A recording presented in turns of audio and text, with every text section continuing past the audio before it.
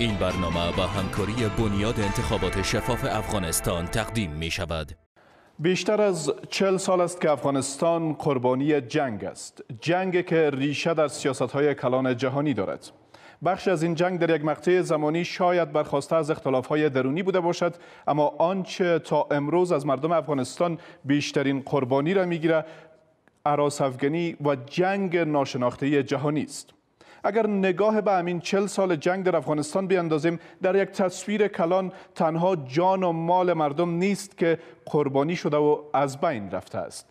این جنگ توازن خانمانسوز و داشته‌های ارزشمند این سرزمین را نیز به تاراج برده است. از دور ماندن میلیون‌ها طفل افغانستان از آموزش و پرورش تا نابودی داشته‌های فرهنگی افغانستان و حتی داشته‌های تاریخی این سرزمین. در یک چشمانداز دقیق و علمی وقت نگاه به مردم افغانستان کنید، به لحاظ روانی آسیب‌های این جنگ را شما در نسل‌های کنونی و نسل‌های گذشته افغانستان به خوبی دیده می‌توانید. گذشته از اینها با اینکه حکومت و پارلمان هنوز هم در افغانستان وجود دارد، ما در خط مقدم نبرد با هراس‌افکنان در افغانستان قرار داریم. این که تاکنون چیها در مبارزه با هراس‌افکنی انجام شده را بگذاریم کنار. باید به این موضوع پرداخت که پارلمان آینده چه نقش میتواند در مبارزه با شورشگری یا هراس‌افکنی بازی کند. در این مناظره انتخاباتی اینجا در ولایت میدان وردک به همین موضوعات خواهیم پرداخت. من نصرت منصور هستم.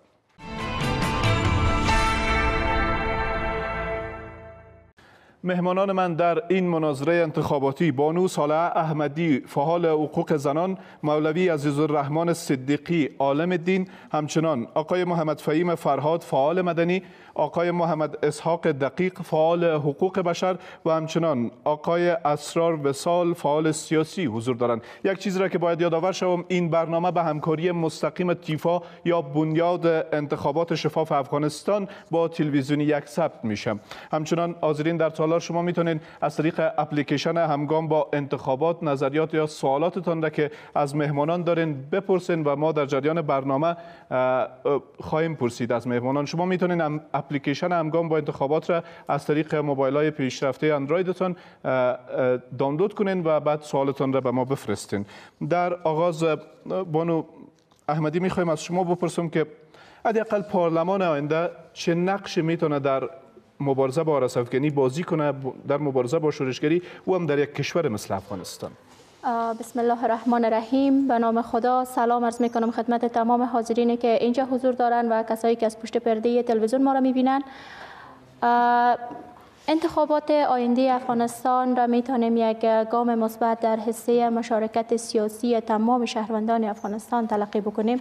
آن چیزی که برای پیشرفت سیاسی یک کشور مهم و اساسی تلقی شده میتونه انتخابات میباشه.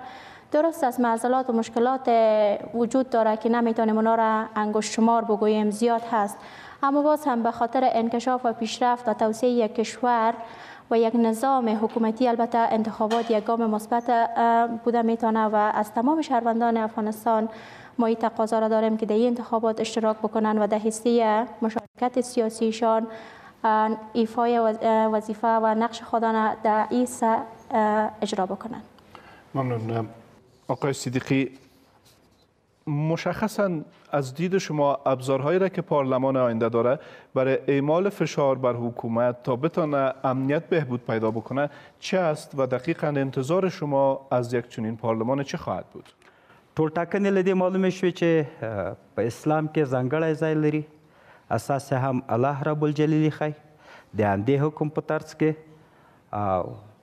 انتقال د قدرت د اخوت او ورورپلۍ په فضا کې له یوه شخص نه بل شخص ته هم د ټاکنو په ذریعه باندې کیږي، زورواکي هم د صحنې نه وځي.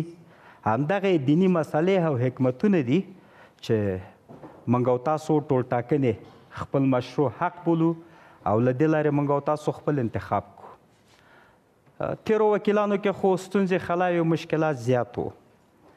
اول خو دا چې زموږ خلک په دې نه پوهېده چې وکیل د پارلمان د مقننې قوې غړی کله پارلمان ته د ملت کور ته داخلیږي د دې مسؤلیت څه ده.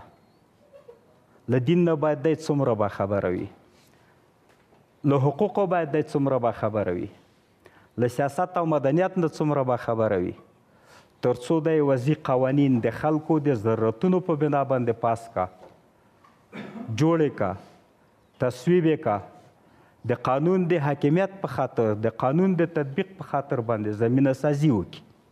په دې پوه نه شو، نو ځکه دوی خپل مسؤلیت پاس نه شو کړی د مقننې قوې د غړي په حیث باندې، او بالاخره نتیجه دا شوه چې زموږ نظام په استنادي دیوال او فساد کې غرق شو. آقای فرهاد، شما در میان مردم هستین و به عنوان فعال مدنی در جامعه وردک فعالیت میکنین. اساساً دید و وادیدی که با مردم وردک داشتین، خواست مشخص اینا از پارلمان آینده چه هست؟ و مخصوصا در بحث امنیت وقت نگرانی در سطح افغانستان مطرح است، بدون شک وردک هم از تهدید به دور نبوده. مشخصا از پارلمان آینده چی میخوان؟ بسم الله الرحمن الرحیم. د پانل ټولو ملګرو او تالار کې مېلمنو ته سلامونه او نیکې هیلې وړاندې کوم. میدان وردګ ولسونو په تېرو ټاکنو کې هم ډیره پراخه ونډه اخیستې، قرباني ورکړې، وهل سوي دي، تهدیدونه یې تېر کړي، او په نوې ټاکنو کې به هم دا قرباني ورکوي. په تېرو ټاکنو کې که څه هم ولس دومره عامه پوهاوی نه درلوده او په خپل د رایې په ارزښت دومره نه پوهېدل، رایې واخیستل شوې، په چل واخیستل شوې، د کومکونو په نوم باندې له خلکو نه رایې واخیستل شوې، بوتلل شوه. نوي پارلمان لپاره ټول خلک په دې ښه پوهېږي، د وکیل صاحبانو په رول باندې پوهېږي، په دې د هغوی په وعدو باندې پوهېږي. تېرو ټاکنو کې وکیل صاحبانو داسې یو خپلې غوښتنې درلودې او داسې وعدې ولس ته ورکولې چې د هغوی د وس او توان نه پورته خبره وه. خو په نوي پارلمان لپاره ولس په دې پوهېږي چې د وکیل صلاحیت څومره ده او د خپلې رایې په ارزښت هم پوهېږي. داسې وکیلانو ته به رایه ورکوي چې هغه پارلمان ته لاره ومومي، د ولس له منځ نه وي او د ولس ستونزې له دولت سره شریک کړي.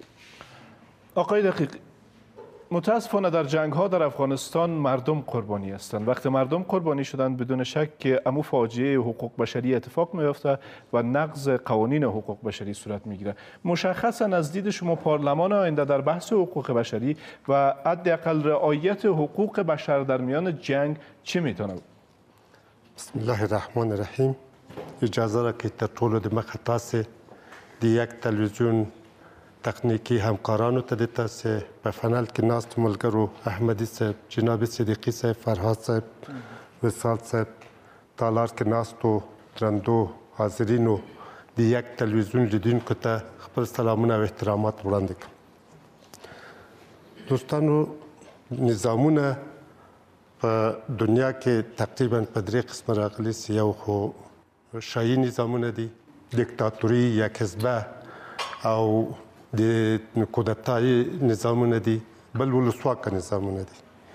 په ولسواکي کې هغه د ټاکنې د ملا تیر د ولسواکۍ جوړوي، او کله چې ولسواکي نه هغه نه وي کې د ټاکنې نه وي، اصلا ولسواکي مفهوم نه لري. کله چې موږ له ولسواکي او له ټاکنو نه غږیږو، په هر سړی حق لري کاندید ورکړي، او هر سړی له 13 کلنې پورته حق لري که نر د ښځه چې رایې ورکړي. دا اساسي حقوق د انسانانو دي، د بشر دي. کله چې موږ دغه نقص د دې هغه کېږي په دغه جنګونو کې چې 40 کاله په افغانستان کې جنګ روان و، او دلته موږ یک حزبه و، یک تاز او دیکتاتور حکومتونه مو لیدله، موږ دلته مطلقه حکومتونه مو لیدله، شاهي نظامونه مو لیده، اوس ولسواکي تمرینوو، او دا د ولسواکۍ نظام نوی په خاپوړو راغلی ده. دې کې به که څوک ځان کاندیدوي او څوک رایې ورکوي، دا د ده اساسي بشري حق ده.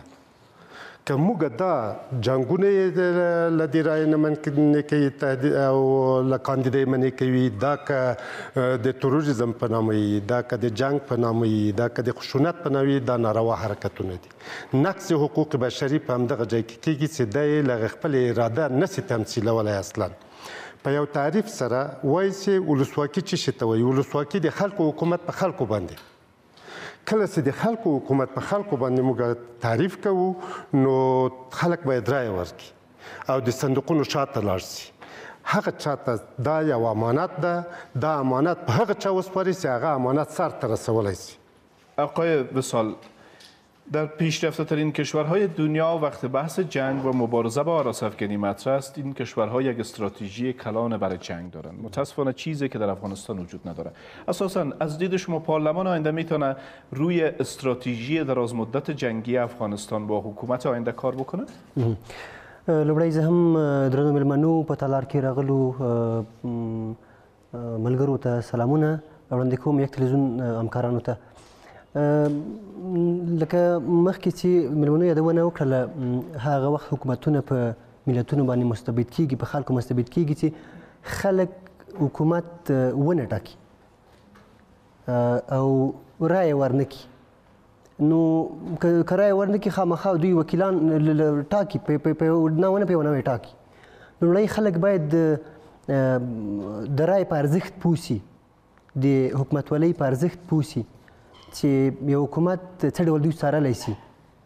خو له هغې نه مخکې باید د حکومت اړوند مسؤلین انتخاباتو له انتخاباتو پروسې نه وړاندې په کلیو یا هم په هغو سیمو کې چې هلته رایه اچونه کېږي خلکو ته عامه پوهاوی ورکړي. تر اوسه پورې ډېری خلک د انتخاباتو په معنا نه پوهېږي. ولې دا ډېر یادونه کېږي چې مثلا خلکو په پیسو باندې رایه ورکړله؟ یعنې خلکو ته دغه احساس نه ده ورکړل سوی چې رایه امانت ده او د دې پوښتنه به کېږي. پاتې شوه د استراتیژۍ خبره بیا هم سرچینه له ولسه نیسي. که چیرته ولس د ځان لپاره یو ښه نومان ټاکي، یو ښه نومان ته رایه ورکوي، هغه نومان ته رایه ورکوي چې هغه د دوی د ولس له منځه ووسیږي، نو هغه څه به عملي سوي وي چې د ولس خوښوي. ځکه حکومتونه په ولسونه کې، که ولسونه نه وي بیا خو حکومتونه په چا به حکومت وکړي؟ نو دا بیا ولسونو ته زما دا پیشنهاد ده چې دوی هغه څوک وټاکي چې هغوی د دې توانایي ولري چې په سیمه کې امنیت راولي. هغه او په دویم قدم کې خپله د یو نومان په ټاکنه کې حکومت ډېر مسؤل ده چې وګوري چې نومان څونه وړتیا لري. یو نومان د دې وړتیا لري چې په یوه سیمه کې د یو استراتیژۍ د پلي کولو په خاطر باندې کار وکړي که نه. نو دغه موارد چې د یو نومان لپاره ټاکل شوي دي هغه باید عملی شي. ممنون آقای وصال. الان فرصت است از دوستان سوال میگیریم. کسی که از مهمانان ما سوال داره میتونه سوالش رو بپرسه و لطفا دست خود بلند کنه. شما بانو بفرمایید. زه غواړم چې له مولوي صاحب صدیقي نه او له ښاغلي صالحي نه سوال لرم. دا یو د ښځو د فعالې په توګه باندې څنګه کولی شئ په انتخاباتو کې د هغو میرمنو دپاره چې دوی ځانونه نماند کړي هغه یا د ولسوالۍ شوراګانو ته یا د پارلمان دپاره تاسو د هغوی له حقوقو نه دفاع وکولی شئ؟ او له صدیقي صاحب څخه مې سوال دا ده چې د یو عالم په توګه باندې مو د ښځو په برخه کې څه کړي تر اوسه پورې چې خلک په دې باندې وتوانېږي چې خپلې خویندې یا خپلې میرمنې او یا خپلې لوڼې دې ته وهڅوي تر څو حاضر سي او په ولسي جرګه او یا په ولسوالۍ شوراګانو کې یا د کاندید په توګه او یا د رایې ورکوونکي په توګه باندې ونډه واخلي. مننه. تشکر. صدیقي صاحب په خبره کې ویلی چې انتخابات د اسلام د لومړي ځل لپاره په اسلام کې شوي دي، نو دا چې د انتخابات د لومړي ځل لپاره په اسلام کې شوي دي، دغه انتخابات چې په افغانستان کې ترسره کېږي او کوم وکیلان چې د انتخاباتو لپاره درېږي، دا اسلام چې کوم څه چې ورته شرایط یې ټاکلي دي همدغه وکیلان په هغو شرایطو برابر دي. کوم پارلمان چې له دوی نه جوړېږي یا دغه 3 دورې 2 دورې کوم پارلمان موږ لیدلی دی یا په راتلونکي کې موږ ورته په سترګو په لارې کوم وکیلان چې اوس وینو، آیا له دوی نه دا تمه کېږي چې اسلام کوم شرایط په دوی باندې ایښي دا شرایطو ته به دوی ځواب ورکړي یا په دې شرایطو باندې دوی برابر دي؟ او بله پوښتنه مې له وصال صاحب څخه ده چې وصال صاحب ویلی چې خلک باید د انتخاباتو په ارزښت باندې پوه سي، نو حکومت د دې لپاره څه کړي دي چې خلک د انتخاباتو په ارزښت پوه سي؟ او بل دا خبره وکړله که انتخابات وسي یا ونه سي یا خلک رایه ورکړي یا رایه ورنه کړي، حکومت به وکیلان ولري او وکیلان به وټاکي، نو کله چې حکومت خلک رایه ورنه کړي دوی به وکیلان څنګه وټاکي؟ او کله چې دوی خلک رایه ورنه کړي وکیلان دوی وټاکي، نو بیا دې ته موږ ولسواکي یا انتخاباتي نظام څنګه ویلی شي؟ ممنون. بفرمایید شما. زما پوښتنه له فهیم فرهاد څخه ده در صورت چې موږ تاسو امنیتي مشکلات لرو او د امنیتي مشکلاتو له وجې نه د موږ تاسو اکثره هغه کارونه چې مثلا دغه باعث د اقتصاد ګرځي پس یعنې شاته لیدلي دي، نو دا چې موږ مشکلات امنیتي لرو آیا دغه نوی پارلمان به وکولی شي مثلا چې دغه خپلې برنامې په ښه توګه مخته بوځي؟ تشکر. حالا میریم به پاسخهای پنالیستای ما. بانو احمدی در آغاز از شما میشنویم به سوالاتی که متوجهتون. بسیار زیاد تشکر. در رابطه با دفاع از حقوق یا دفاع از زنان که کاندیدای شوراهای ولسوالی و شورای ملی هست، البته از دیگه ولایت من نمایندگی کردن نمیتونم، چیزی را که در وردک ما میتونیم انجام بدهیم و در او راستا تلاش و کوشش‌های خود انجام دادیم. تا حال جامعه افغانستان در کل یک جامعه سنتی و تا حد را بگوییم جامعه‌ای است که متضاد با بعضی از حقوق‌های حقیقی زنان افغانستان است. در حد تلاش و یا در حد توان که ما کار کردیم روی مسائل در خصوص کاندیدای زنان، البته صحبت با ملا امامان مساجد بوده، چون از لحاظ دینی میتونن اونا راجع به حقوق زنان و حقوق قانونی زنان البته به مردم معلومات بدن. قدم اول ما در این حصه امی بوده با ملا امامان مساجد و اشخاص ذی نفوذی که در بین جامعه وجود دارن و اونا میتونن بالای سایر افراد جامعه در خصوص مردان البته تاثیرگذار باشد. در حوزه زنا با اونا صحبت کردیم و همچنان تنها موضوع کاندیدا را نمیتونیم بگوییم، بلکه در حصه ثبت نام زنانه که باید رای بدن، چون وقتی که ما کاندیدا داشته باشیم حتما باید ما رای دهنده هم داشته باشیم که تا اونا زنان دوباره انتخاب بکنن. در این رابطه قدم‌های ابتدایی و اساسی ما صحبت با اشخاص ذی نفوذ و ملا امامان مساجد و علمای محترم دینی بوده.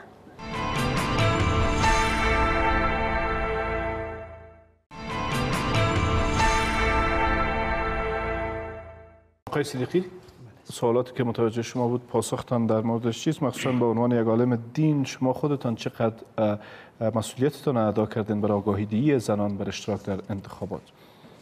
تاسو خو پوهیږئ چې افغانستان یو اسلامي ملک ده، دوه نوع قوانین لري، شرعي قوانین دي او وضعي قوانین دي. شرعي قوانینو کې الله رب الجلیل د ښځو حقوق، د ښځو مسؤلیتونه، د ښځو وجایب او مکلفیتونه دا لکه لمر ښکاره موږ ته بیان کړي.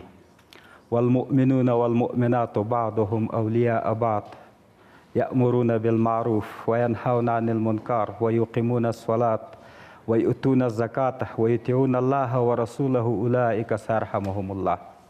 آیت راسخ ده، منسوخ شوی نه ده، حکم تر قیامته چلیږي.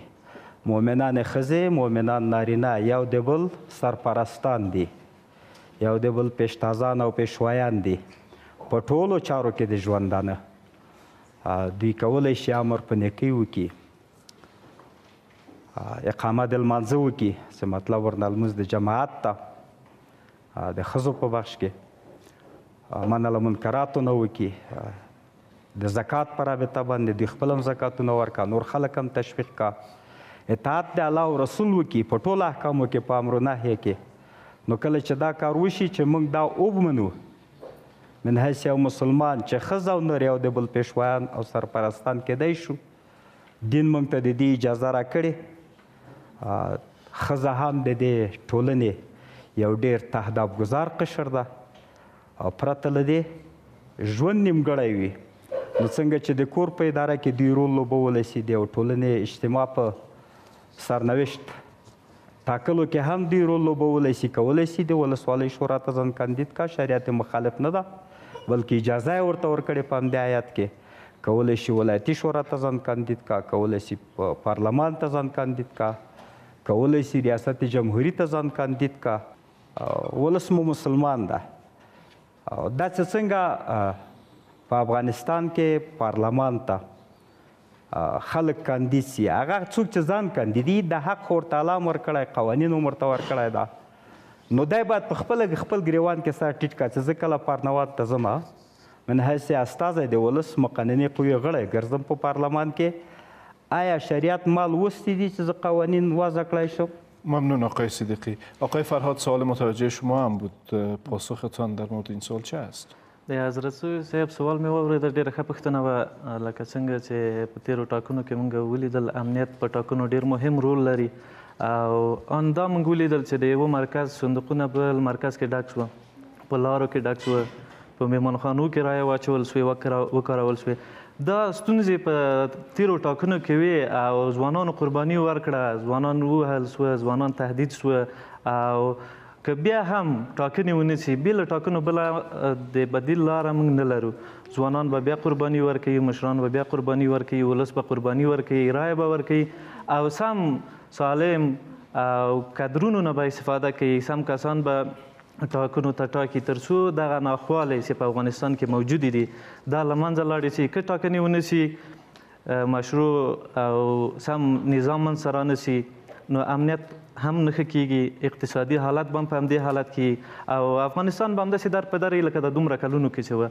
که حقیقت ته نظر وکړو، د موقتې دورې نه تر اوسه پورې افغانستان د ولس په ټولو چارو کې خورا زیات بدلون راغلی، که د امنیت وي، که اقتصاد وي او که فرهنګي چارې وي، خورا زیات بدلون راغلی. هغه هم زموږ د تاسې د رایو او د تیرو انتخاباتو پایله ده. او په تیرو انتخاباتو کې ځینې ستونزې وې، په وکیل صاحبانو کې ځینې ستونزې وې. صحیح ده، ځینو وکیل صاحبانو کارونه کړي، خو د ګوتو په شمار کارونه به یې کړي. راځئ د نورو انتخاباتو لپاره هغه کسان چې وړ کسان دي، وړ کسان وټاکو او وړ کسانو ته رایه ورکړو. ځکه موږ یو چا سره درېږو، هغه ته کمپاین کوو یا د هغه ملاتړ کوو، نو هغه ته ورتګ د موږ ډېره اسانه خبره ده. لکه تېرو ټاکنو کې موږ ولیدل خلکو رایه واخیستلې، خو چا بس یې ورته ویلی چې ما دغه کار وایي، ما ته د رایه نه ده راکړې. موږ تاسې ټول شاهدان یاستو، دا کسان به تاسې خپل هم لیدلي، وایي ما ته د رایه نه ده راکړې، رایه ما په پیسو اخیستې. راځئ دا وجدانونه دغه خلکو چې دا کارونه کړي نور د وجدان نه خرڅوي، داسې یو سالم کس ته رایه ورکړو چې بله ورځ موږ ترې پوښتنه وکړو د موږ ستونزې له ولس سره، د ولس ستونزې له مرکزي دولت سره شریکې کړي. موږ او تاسې وکیل صاحبان لرو، په کلونو کلونو خپل کلیو ته نه دي تللي، خپل منطقې ته نه دي تللي. دلته ناامني ده، بمباري کېږي، ولسي کسان وژل کېږي، د موږ وکیل صاحب خبر نه وي. پوښتنه وکړي یا به په دوبۍ کې وي یا به په خارج کې چکرونه وهي. نو دغه ستونزو د حل لاره بله د حل لاره نشته. رڼې تر ټاکنې دي، په دې ټاکنو کې موږ هم د ولس ملاتړ غواړو، هم په دولت باندې غږ کوو چې امنیت یې ونیسي، هم له نظارت کوونکو ټیمونو نه غواړو چې په دې په نظارت کې په جدی توګه نظارت وکړي. آقای دقیق، همچنان دوستا از تالار از شما سوال پرسیدن از طریق اپلیکیشن همگام با انتخابات که آیا انتخابات حق سیاسی و بشری شهروندان است؟ اگر است چگونه میشه سهم شهروندان مساویانه باشد در انتخابات؟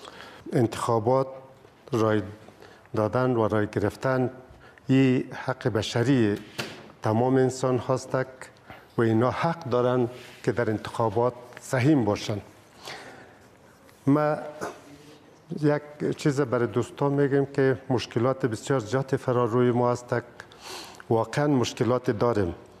اگر وکیل است واقعا به او شرایطی که اونا عیار باشه نیست، نظر به شرایط جنگی که ما داریم آماده رایدهی نیستیم، تهدیدات موجود است. اما من یک چیز برای دوستا میگم که اگر ما در 30-35 سال آینده هم به یک انتخابات 60-70% شفاف برسیم موفق است. عمل شرایط جنگی که ما از امی کمربند او طرف امنیت نداریم، در قسمت دی افغانان امنیت نداریم، شفافیت ازی در کجا میآید؟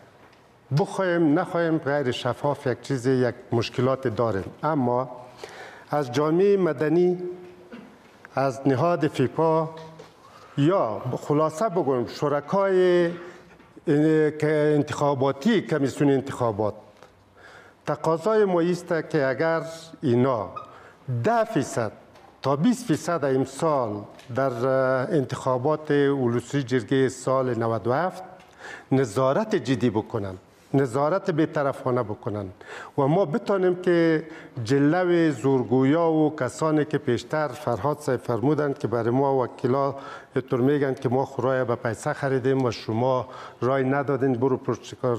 ما میره تایید میکنیم به خاطر از اینکه همین جواب 30 سال بعد ما نشنویم و کم بشنویم. ما باید 20 تا 30% نظارت کنیم و این داوطلبانه نظارت کنیم، اشخاص تعلیم یافته و با فهم ما. ممنون. یک جای با نهاد انتخاباتی با همین نهادهای ناظر انتخاباتی اینا باید جدی باشند و برای کارمندای خودی را تفهیم کنند که به لحاظ خدا یک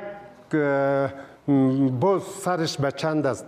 8000 9000 سر یک بز است. ما چطور سر خدا وجدان خدا ما مقابل 8000 یا 9000 میفروشیم و 8000 9000 هم نمیته. تا جایی که ما خبر داریم به 5000 یک تذکره را میخرن یا میتن. بیاین که ما از خود شروع کنیم و وجدان خدا نگاه کنیم مطابق حکم وجدان حرکت کنیم. ممنون آقای دقیق. آقای وصال بسیار کوتاه اشاره کنین. سوال متوجه شما هم بود. ما له حکومت نه دا غوښتنه وکړله چې تر اوسه پورې داسې افغانستان کم وخت کېږي تقریبا 3 دورې کېږي چې انتخابات پکې کېږي یا 4 دورې انتخابات پکې کېږي خلک ورسره دومره اشنایي نه لري.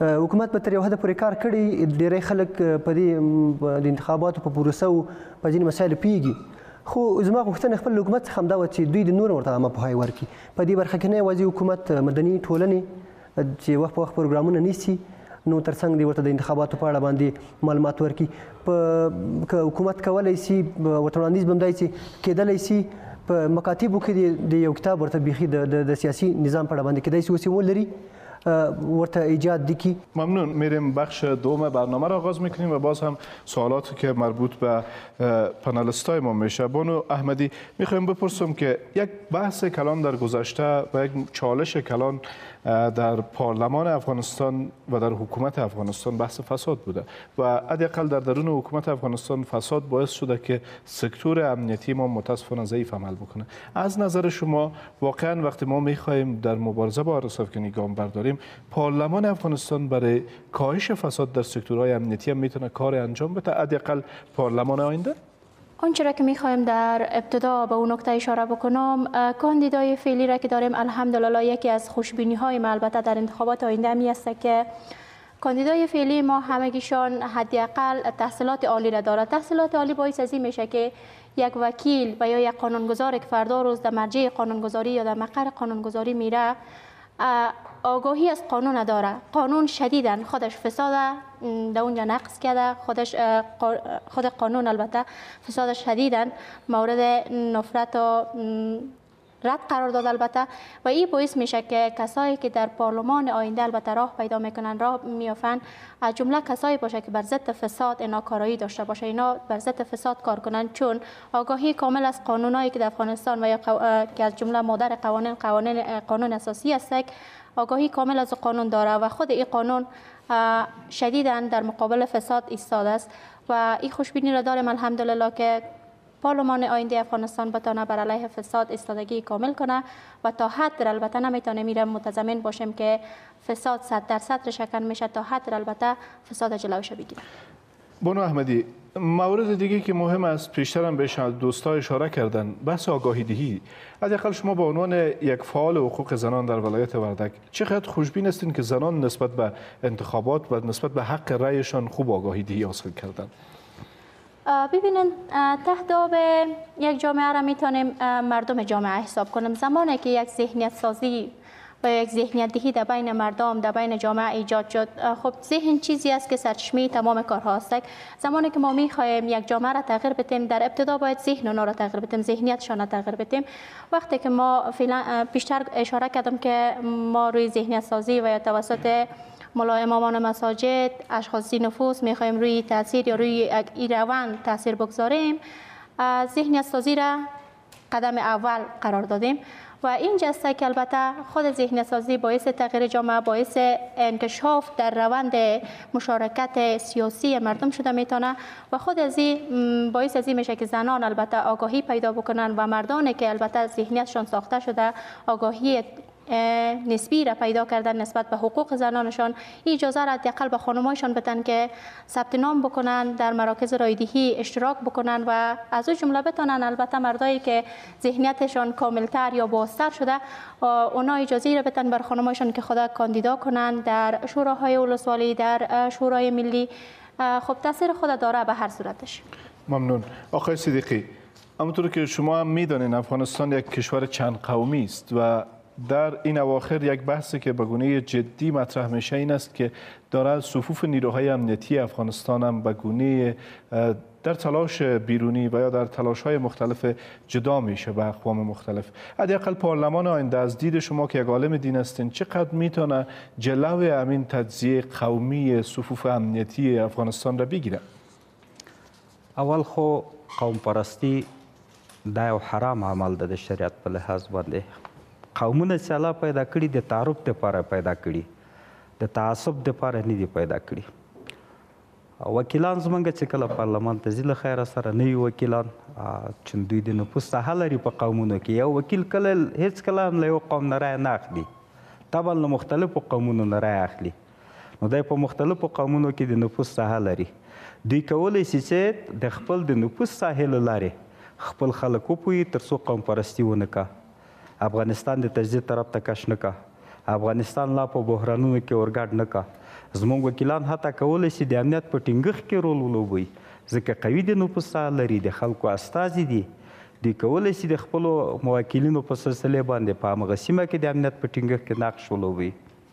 د امنیت ټینګښت هم د اسلام د ښکلي دین یو له اساساتو او اولینو ضرورتونو ده. د هر مسلمان فرض ده چې امنیت ټینګ کا. که زموږ وکیلان غواړي چې قوانین وضع کا، د خلکو د ضرورتونو په بنا او د قوانین په خلکو تطبیق کا، د قوانینو دپاره د تطبیق دپاره زمینه مساعده شي، نو اولین شرط همدا ده چې دوی امنیت ټینګ کا. او دوی کولی شي امنیت ټینګ کا که رښتیا هم افغانستان ته متحد وي، د افغانستان خلکو ته متحد وي او د نظام د تقنیني قوې د غړي په حیث باندې د خپل ماموریت او مسئولیت محسوسوي، نو دوی کولی شي چې امنیت هم راولي او د تعصبونو مخه هم تاو کړي. ممنون. آقای فرهاد، همونطور که پیشتر هم اشاره کردم شما در میان جامعه مردم میدان وردک هستین. اساسا خواستهای کلان و مشخص مردم از وکیلایشان بر پارلمان آینده چه است و چی چیزی را مردم وردک اولویت میتن که باید بهش رسیدگی شود؟ د میدان وردګ ولایت په تیرو څو کلونو کې انکشاف په برخه کې ورسره د مور میرې چلن شوی. د دې ولایت نه څوک کاندیدېږي، د ولس غوښتنه به ترې دا وي چې انکشافي برخه کې باید دوی له دولت نه د پروژو په عملي کولو کې په دې ولایت کې زیات کوښښ وکړي. لومړی خبره د امنیت ته، ځکه ځینې ساحونو کې چې امنیت نه دولت هم دا خبرې کوي چې هلته پروژه نه عملي کېږي. د امنیت په ټینګښت کې دوی کوشش وکړي او د اقتصادي انکشافي د پروژو په عملي کولو غوښتنو کې له دولت سره همکاري وکړي تر څو دا پروژې دلته عملي شي. د معارف په برخه کې موږ ستونزې لرو، مشکلات لرو، د ښوونځیو مشکلات دي، د پوهنتون مشکلات دي. نو دا ولایت ډېرې ستونزې لري، لکه څنګه چې د افغانستان 14 ولایتونه ستونزې لري. نو نوي وکیلانو څخه اولینه غوښتنه د ولس د امنیت ټینګښت ده، د امنیت راوستل دي، اقتصادي انکشافي پروژو عملي کول دي، معارف برخو کې متوازن پیشرفت غوښتنه ده چې لکه څنګه چې نورو ولایتونو کې د معارف په برخه کې کومکونه کېږي، د ولایت لپاره هم همدارنګه کومکونه وشي.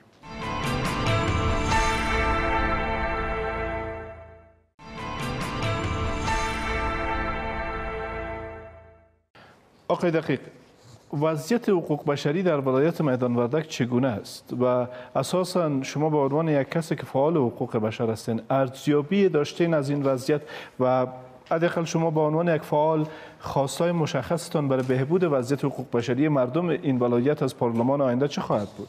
د میدان وردک ولایت د سوق الجشی موقعیت لنگانه داسې یو موقعیت لري چې یو خو په یو حساب سره تقریبا 15 کیلومتره له کابل فاصله لري او که تر ارګه یې وشمېرو 10 کیلومتره 15 کیلومتره لري او د جنوب غربي ولایاتو 12 ولایاتو د عمومي لار نمبر 1 ده او نمبر 2 د بامیانو لار ده. په ټول د تاریخ کې حکومتونو دغه ولایت ته توجه نه ده کړې په هیڅ لحاظ، نه په اقتصادي لحاظ، نه په اجتماعي لحاظ، نه په تعلیمي لحاظ سره، مګر څومره چې دوی توجه نه ده کړې هغومره مخالفینو توجه ډېره ده دلته او دغو ولسونو دایمه قرباني ورکړې ده او د دوی هغه اساسي حقوق چې د ژوند حق یې د هغه ترې اخیسته سوی ده، هغه اقتصادي حق چې د هغه ترې اخیسته سوی ده.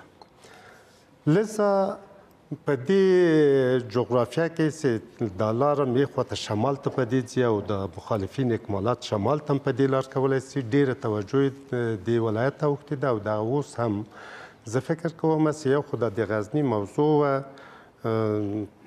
پیښه سوله او یو پلان و، نور له هلمند او قندهار نه دا ځای ډېر دوی ته ارزښت لري او مهمه ده ورته.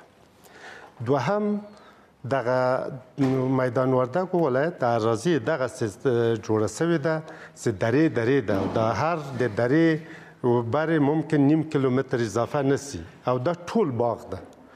کله چې وچکالي په نورو ولایاتو کې حاکمه کیږي د یوه کال حاصلات ځي، خو دې خلکو د دې بیچاره مظلوم ولس د 100 کالو خواري عبس کېږي، باغونه یې وچېږي، بیا به دی 100 کاله خواري کوي چې تر څو دی له هغه حالت راوځي. بیا به یو باغ کې نه 100 کاله به هغه ته زحمت باسي چې بیا داسې یو باغ پیدا کړي. نو د ما پیشنهاد نوي وکیلانو ته او په دې پارلمان کې دا د اول مې له ولس نه دا خواهش ده، ولسه تاسې آګاهانه رایه ورکوئ، هغه چا ته رایه ورکوئ چې هغه په مسایلو باندې وارد وي، هغه د افغانستان په جغرافیه، قوانینو، فرهنګ، کلچر، اقتصاد او تاریخ باندې حاکم وي، په بلد وي چې هغه وکولی شي د افغانستان مشکل او د دې ولایت مشکل او بالخصوص په قوانینو کې دای معلومات ولري، دینی معلومات ولري. داسې کسانو ته رایه مه ورکوئ چې دغه بر علاوه د داسې قوانینو باندې نه پوهېږي، د دینی لحاظ الفبې هم نه وي. آقای وصال، حداقل سیاسیون در ولایت میدان وردک کلانترین سیاست و یا سیاست های حکومت که از نظرشان اشتباه است که پارلمان آینده میتونه در تغییرش نقش داشته باشه چه است؟ په میدان وردک ولایت کې لکه نورو ملګرو چې ورته اشاره وکړله وضعیت لکه نور ولایتونو کې چې خرابه ده، دلته هم نامني شته، نامني ډیره ده او دا چې راتلونکي کاندیدان یا نمایندان څه ډول دغه پروسه تعقیب کړي، د امنیت په راوستلو کې به رول ولوبوي. دا نو د دوی په پلانونو پورې اړه لري. یعنې په تیرو انتخاباتو کې چې امنیت نیول سوی و په ډېرو ساحو کې موږ ولیدل چې تش په نوم باندې مرکزونه وو هلته، یعنې ډېری مرکزونه بند وو او هلته مثلا لکه نور د خلکو ته معلومه ده چې صندوقونه ډک سول. کیدای شي د نوري سي پوښتنه هم همدا وه چې څنګه یو کاندید حکومت څنګه یو وکیل ټاکلی شي. کله چې ولس رایه ورنه کړي نو هغه ساحه کې درغلۍ ته لاره جوړېږي او دغه درغلۍ نه بیا ولس ځان ته پخپله جوړوي، دغه زمینه ورته مساعدوي. په تیرو انتخاباتو کې امنیت نسبتا ښه و، په ډېرو ساحو کې خلک لاسرسی نه ورته درلوده انتخاباتي مرکزونو ته، ځکه هغه په داسې ځایو کې جوړ شوي وو چې نظامي مرکزونو ته ډېر رایه وه. فقط یوازې میدان وردګو مرکز کې ډېر خلک راتلل، دلته رایه ورکولی شول. په ولسوالیو کې مرکزونه دومره ډېر نه وو. نو خپله دوی هم په د خپله پالیسۍ باندې پوهېږي، امنیتي باندې چې په تېره کې څه سوي دي او کوم تېروتنې چې سوي دي هغه د دوی بیا جبران کړي دا ځل او دا ځل ښه پلان ورته وتړي. ممنونتان. حالا میریم سوالات دوستان میگیریم. اگر کسی پرسش داره از مهمانای ما میتونه بپرسه. شما در آغاز. زما لومړی پوښتنه د مولوي صاحب نه ده، هغه دا چې څرنګه د دیني علما کولی شي چې خپل نقش په انتخاباتو کې ولوبوي. او بله پوښتنه مې د فرهاد صاحب څخه ده او هغه دا چې فرهاد صاحب خبره وکړه چې د افغانستان تقریبا په تیرو پارلماني انتخاباتو کې بعضې صندوقونه په کوټو او په دو ځایو کې ډک شول. شما بفرمایید. آیا دوی دا تاییدولی شي دغه سټیکر چې وهل شوي دي او دغه وکیل صاحبان چې اوس کاندید دي دا سټیکر واقعا له بېسودو حصې اول د بېسودو حصې دوم د بېسود او د مرکز میدان ښار پرته په نورو ولسوالیو کې آیا دا سټیکر حقیقي ویل شوي دي که دغه کسان هم په جعلي توګه یا په زور یا د پیسو د لارې یا د بلې لارې دوی لاره پیدا کړې ده او کاندید شوي دي او موږ تمه به د دغه وکیلانو نه په راتلونکي کې څه وي. مننه، ټول نه مننه. ممنون. شما هم کوتاه سوالتان رو بپرسین که بعد بریم به مهمانا. زما لومړی پوښتنه خو فکر کوم چې زیاته توجه او مخاطب مې دقیق صاحب ته ده.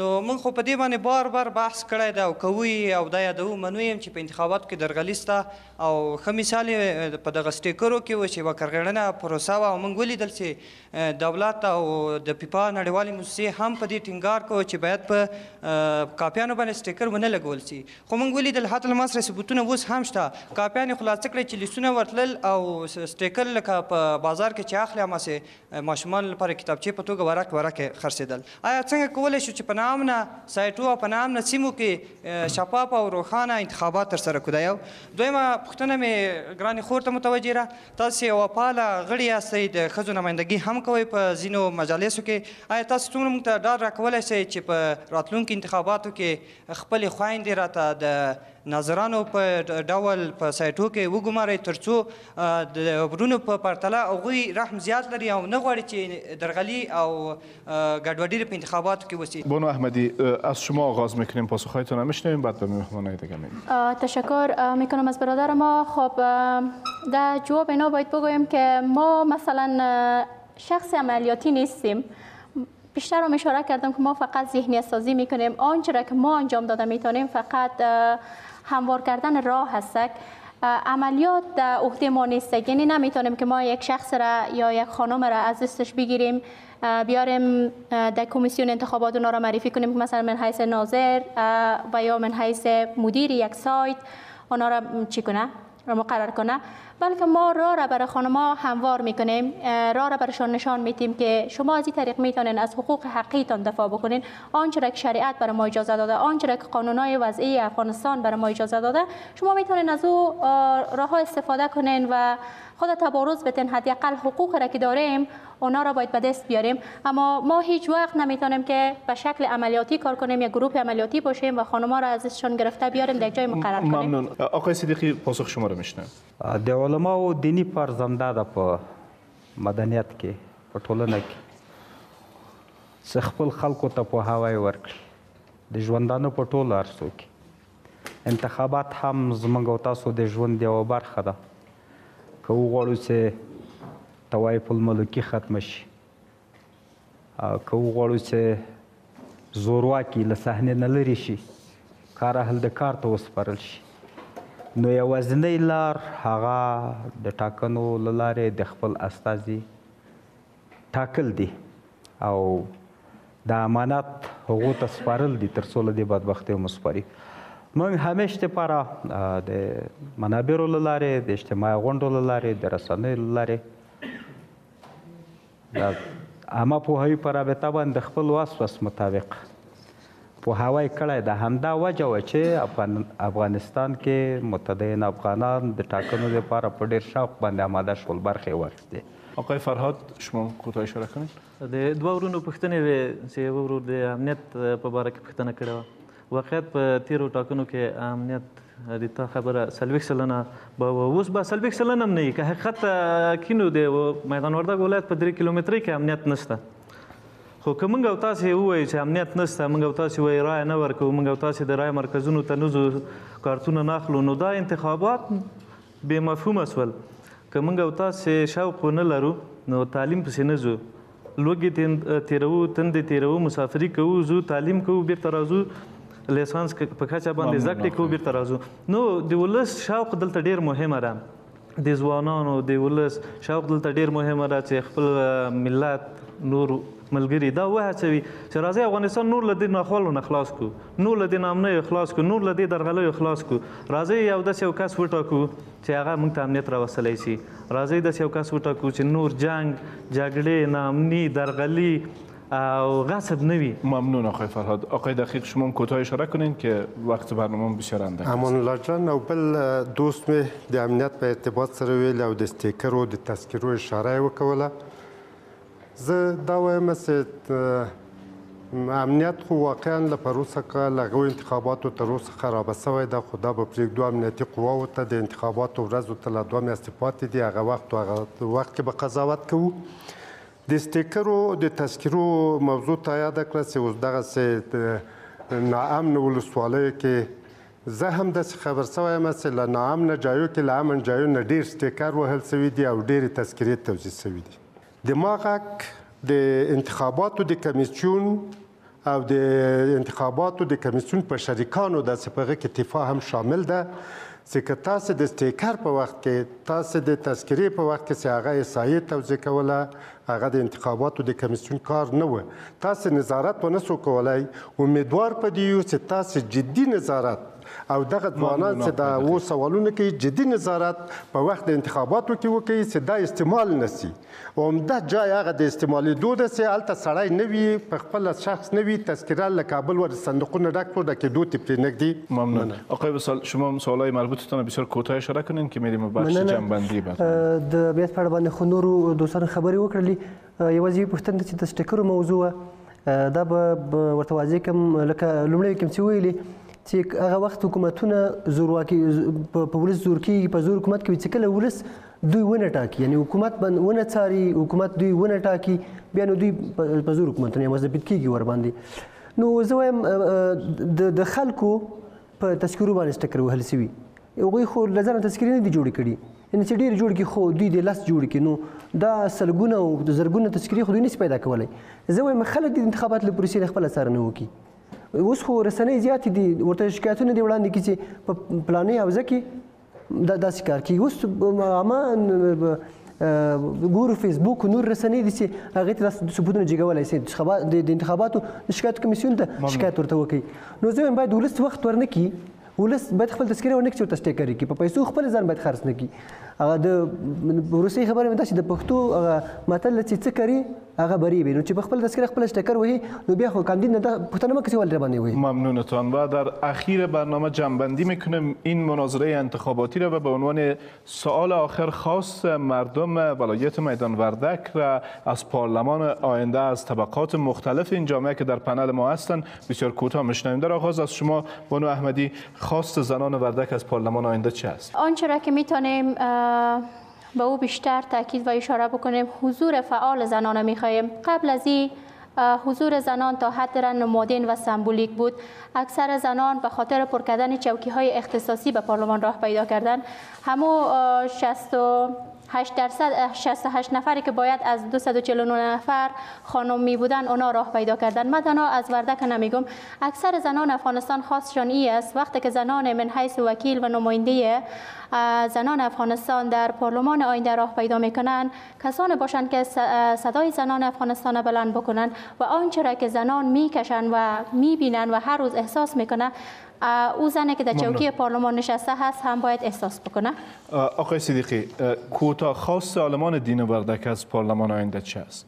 زمونږ د دیني علماو خاص د آینده وکیلان د پارلمان نه دا ده چې د امن دپاره زیات کار وکړه د قانون د تطبیق په خاطر باندې زمینه سازي وکړه او داسې قوانین وضع کړي چې هغه زمونږ روانې ستونزې او مشکلات دا رفع کړلی شي او زمونږ خلک له د مشکلاتو نه وباسي. آقای فرهاد کوتاه از شما میشنوم. د میدان وردګو ولسونه د نوي وکیلانو څخه څو مهمې غوښتنې لري. لومړۍ غوښتنه د امنیت ټینګښت ده، د پوهنې په برخه کې پرمختګ ده، د پروژو تطبیق ده چې په دې ولایت کې لکه څنګه چې نورو ولایتونو کې پروژې پرمختیایي پروژې پرمخ ځي په دې ولایت کې هم لاړ شي چې ځوانان په کارونو مصروفه شي او د ځوانانو لپاره د کار زمینه برابرول دي. آقای دقیق از شما هم میشنویم خواست مشخصتان از پارلمان آینده. د میدان وردګ ولسونه له خپلو وکیلانو او په ټول افغانستان کې د ټولو وکیلانو نه دا تقاضا لري چې د ولسونو او د نظام په مابین کې یو ښه پل سي. دغه ارتباطات د ولسونو او د نظام په مابین کې ټینګ کړي چې دا په امنیت کې ډېر عمده رول لري او دا هم تقاضا ده چې دوی په خپله نقص حقوق بشري چې کوم دغه اوسنیو په وکیلانو درلود چې د دې دغه مسابقه د موټرو چې د دوړو به د خلکو سترګې ړندولې او راکټونو او توپکو به یو نظامي اډه ښودله چې په هر موټر کې نظامي د اډه جوړه وه. دوی په ولسونو اتکا وکوي داسې چاته رایه ورکړو چې هغه بیرته ولس ته راسي او زه لایقه نه ونیولی شم. داسې یو چاته ورنه کړم چې هغه له کوتله بیا د لاندې داسې راتلی نه د ولس نمایندګي کولی شي او نه موږ ته امنیت راوستلی شي او دی په خپله د دغه دیپو د سلا باندې معتقد سړی آقای دقیق. آقای وصال بسیار کوتاه شما هم اشاره کنید. یوه مهمه غوښتنه دا ده چې خلک په دې ولایت کې ډېر مخ دي تعلیمي برخه کې په لرو ساحو کې په لوړه کچه مکتبونه نشته که مکاتب سم هغه ښوونکي دونه ډېر ظرفیت نه لري بل وکیلان دي دلته شخصي پوهنتونونه یا نور مطلب د تعلیم سطح د لوړولو لپاره باید کار وکړي لکه څرنګه چې له ولس سره واده کوي بیرته د ولس وعدې ورته پوره کړي په ځان پسې دروازه نه بندي چې بیا دروازه نه ورته خلاصوي ځکه چې بیا د بلې دورې لپاره بیا نه کاندېږي او له ولسونو نه مې دا هیله ده ولسونه دا هم له ولسونو مې دا هیله ده چې کوم وکیل چې ورته کار نه کړی په تیر کې بیا یې مه ټاکئ. ممنون حضور شما مهمانان و همچنان شما اشتراک کننده ها در این مناظره انتخاباتی. برنامه همگام با انتخابات در همکاری با بنیاد انتخابات شفاف افغانستان یا تیفا برای همین است که ما در تمام افغانستان صدای مردم را بر انتخابات آینده بازتاب بدیم. این مناظره انتخاباتی در همین جا با پایان میرسد. وقتتان خوش. خدا نگهدار.